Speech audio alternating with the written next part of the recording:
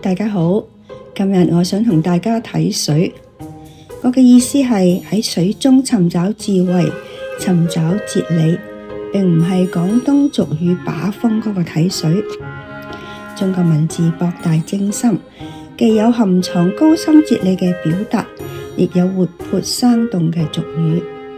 就以水字為例，廣東俗語中同水有關嘅詞語簡直豐富精彩，好似一嚿水、吹水、撲水、踏水、回水、放水、通水、游水、度水、泵水、醒水、威水、乜水、深水、浸鹹水、凍過水等等，每一句都會令你心領神會，每一句都會令你會心微笑。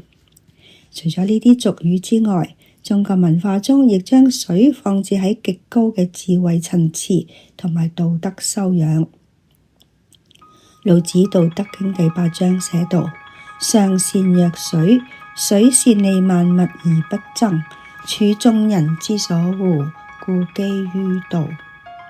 荀子《哀公》篇為：君者，舟也；庶人者，水也。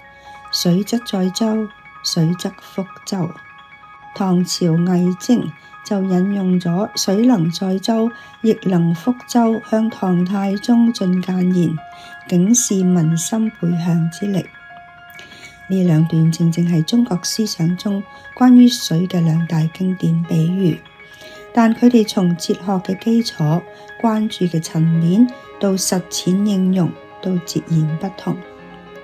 上善若水係道嘅智慧，指向個人修養同埋處世哲學；而水能載舟，亦能覆舟係術嘅智慧，關乎權力法則同埋統治術。2025年係一代武術大師李小龍先生85週年誕辰，香港舞蹈團創作大型舞劇《舞蹈》，李小龍的有法與無限。李小龍推崇水嘅哲學，佢將老莊思想中水嘅靈動與空嘅境界融入武術同埋人生。老子用水去比喻得道之人，即係聖人嘅榜樣。老子話：水滋養萬物，但從不居功自傲。水總係流向低洼，甘願處於眾人所厭惡嘅卑下之地，象徵謙卑包容嘅品格。喺老子睇嚟，謙下先至能夠匯聚力量，成為江海。水係天下自由之物，佢能夠滴水穿石，能夠磨平山嘅稜角，表示柔弱並非軟弱，而係一種持久順應規律嘅強大力量。水冇固定嘅形狀，隨容器而變，遇方則方，遇圓則圓，代表處事要靈活變通，啟示我哋要順應環境，不固執己見。上善若水係一種內向嘅個人嘅修養境界，佢教導人要學習水嘅謙遜包容、利他柔韌嘅品德。佢係一種道嘅層面嘅智慧，係道家順應自然嘅人生哲學。水能載舟，亦能覆舟，係儒家同法家嘅文本思想。喺呢度，水比喻人民、民心，舟比喻政權。呢一句話係清醒嘅政治警示，告誡為政者必須體恤民間疾苦，善待百姓，否則水亦可以覆舟。上善若水同水能載舟雖然出發點唔同，但兩者都深刻認識到水所代表嘅嗰種根本性、基礎性嘅力量。老子認為個人成功嘅根本在於擁有好似水一樣謙下包容嘅品德。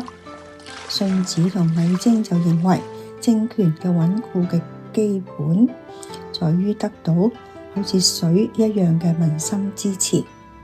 一個卓越嘅領導者，如果能夠將兩者結合，既修養如水之德，又以民心為念，做到為民謀利，以百姓心為心，咁樣佢唔單止係權術上係一位明君，喺人格上佢已經近乎一位聖人，係內聖外王嘅實踐者。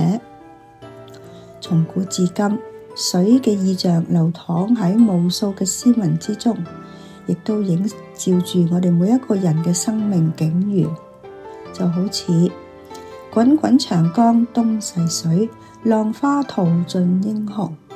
短短兩句道出滔滔江水，照見人世間嘅滄桑，是非成敗轉頭空。滄浪之水清兮，可以作我焉。水話俾我哋聽，我哋要選擇清白，唔可以同流合污。曾經滄海難為水，揭示經過刻骨銘心嘅感情之後，再無法對他人動情。行到水窮處，坐看雲起時，話俾我哋聽，喺困境中，我哋要保持豁達。鏡花水月原是幻，任教鐵石為心也動容。水雖然虛幻，亦都能夠觸動柔軟嘅心。所以聽眾朋友，我哋日日與水相遇，但係你有冇真正悟過水嘅哲理呢？水可以係杯中解渴嘅平凡，亦都可以係一面鏡子，係心中觀照嘅智慧。老子佢就睇到水嘅柔德，荀子見到水嘅力量，詩人見到水嘅意境，而李小龍喺水中就睇到武學與人生嘅流動與空無。咁你呢？喺你而家生命嘅呢一刻，你係急流啊，定還是係深潭？你願意成為承載他人嘅小舟，定還是而家你正正係匯聚成海嘅細流呢？當你遇到阻礙，你選擇衝撞，定還是學習繞行、滲透、蓄力成澤呢？水嘅智慧從來唔係喺遠方，而係喺你點樣映照自己。留言話俾我哋聽，你生命中邊一個時刻，你曾經忽然懂得水嘅智慧呢？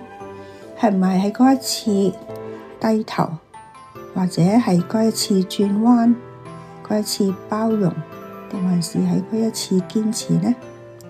如果呢一期內容讓你有所觸動，請你將呢一份如水嘅啟悟流轉俾你身邊嘅人。